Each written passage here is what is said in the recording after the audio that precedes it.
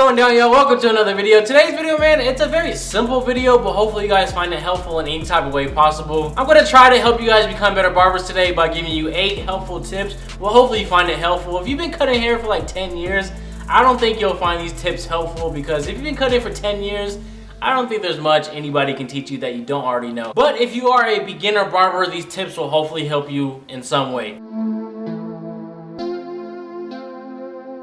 Tip number 1, man, invest in a good shaving gel. Look, I'm the worst person, I admit this, I'm the worst person to talk about this topic at all, because for years, as long as I've been cutting hair, I've been doing dry shaves. Dry shaves means no water, no shaving gel, no shaving cream, nothing. Just razor and skin. I'm not shaving a whole person's face dry or their whole head dry, of course not. But like the razor lineup and the beard, the mustache, the facial hair, just razor and skin. But a couple weeks ago, I partnered up with this great quality company that produces shaving gel, shaving cream, their own razors, aftershave spray, pre-shave oil. All these products, bro, I'm trying to tell you, it's called Easy Blade Shaving Gel. And I never thought about using shave gel at all. I've always been stuck with dry shaves. But I have to admit, man, take my word on this. Shaving gel is where it's at. It provides so much quality in the razor. It just makes your work stand out more. It's comfortable for the client. It opens up the pores. It moisturizes the skin. It rebuilds the skin as fast as you are shaving. Because when you shave, you remove a layer of the skin. And with shaving gel, this particular shaving gel, it feels like it's moisturizing and rebuilding that skin faster than just dry shaves and then putting some alcohol on it. So just take my word for it, man. Like I said, it is called Easy Blade Shaving Gel. All the information is down below. It is a great, this is how I feel about it. If you were in Beverly Hills, right, and you went to an exclusive shaving parlor, right, it was like, let me get the best shave you got. The products that I can picture them using is Easy Blade. It smells so fresh. It's quality, bro. I'm not even blowing smoke right now. It's the best shit ever.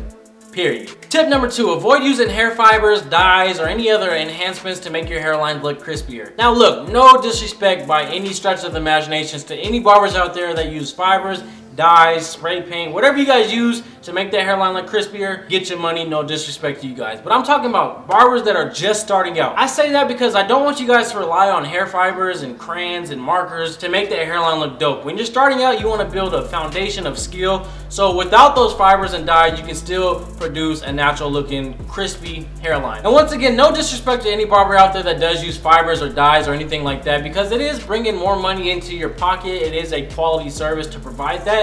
And I know some clients would prefer they use fibers or dyes, so once again, no disrespect to you guys. But if you are starting out, just try to avoid all that stuff to start out. Just build all the skill you can to make that hairline look crispy as possible. Tip number 3, man, I'm laughing already because I know every barber is gonna film me on this, whether you've been cutting for 20 years or 2 weeks. I know you're gonna film me on this. The frustration and annoyance of tangled clippers, bro. There's nothing more annoying as a barber than having all your clippers tangled up in one bunch. You go to line somebody up with one clipper, you can feel all the rest of them pulling that one clipper back. It's just so fucking annoying. Y'all don't understand how annoying that shit is, bruh. But just take 1 minute out of your day, probably less than a minute. This is really fast. Unplug all your clippers from the outlet, right? Unplug them all. And just take one clipper at a time. Just pull that cord straight and plug it back in. All your clippers will be all nice and neat now, and the frustration will be gone. Tip number 4, when you're about to shear somebody's hair, do not spray their hair 35 times to make their hair wet. A couple sprays is all you need to moisten the hair to get ready for the shear. There's nothing worse than water running down your client's face, on his forehead, in his eyes, down the cape. It's just like,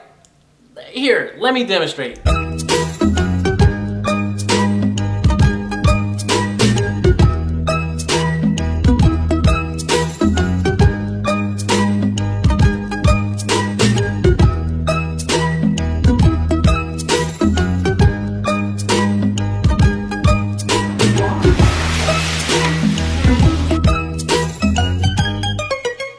Tip number 5, I don't know if this is my place to tell you guys this, but I'm gonna say it anyways. A lot of barbers start out at a young age, 13, 14, 15. And being a barber, you get paid every day. Cash in hand, credit card in hand, you get my point. You get paid every day. And when you're that young, getting money every day, I know it's hard to resist spending money. You wanna buy the new clothes, the new Yeezys, the new Xbox, the new TV, this and that. All I'm trying to say is when you're that young, save your money, because when you get older, you're gonna look back on all that money you saved and be grateful for it. Because when you're that young and you're living at home still, I don't know everybody's situation. You might have to be paying bills at a young age, I don't know. But if you're not in a position to be providing for someone, why not save your money? So when you get older and you have your own bills to pay, your own house, your own car payment, you have money from when you were younger. I still have money from when I was 16, I first started cutting hair. I still have money from back in the day, and I'm so grateful for it, because when you're that young, it's like you don't have that many responsibilities, so why not just save your money for when you get older? Oh, and by the way, if you are a young man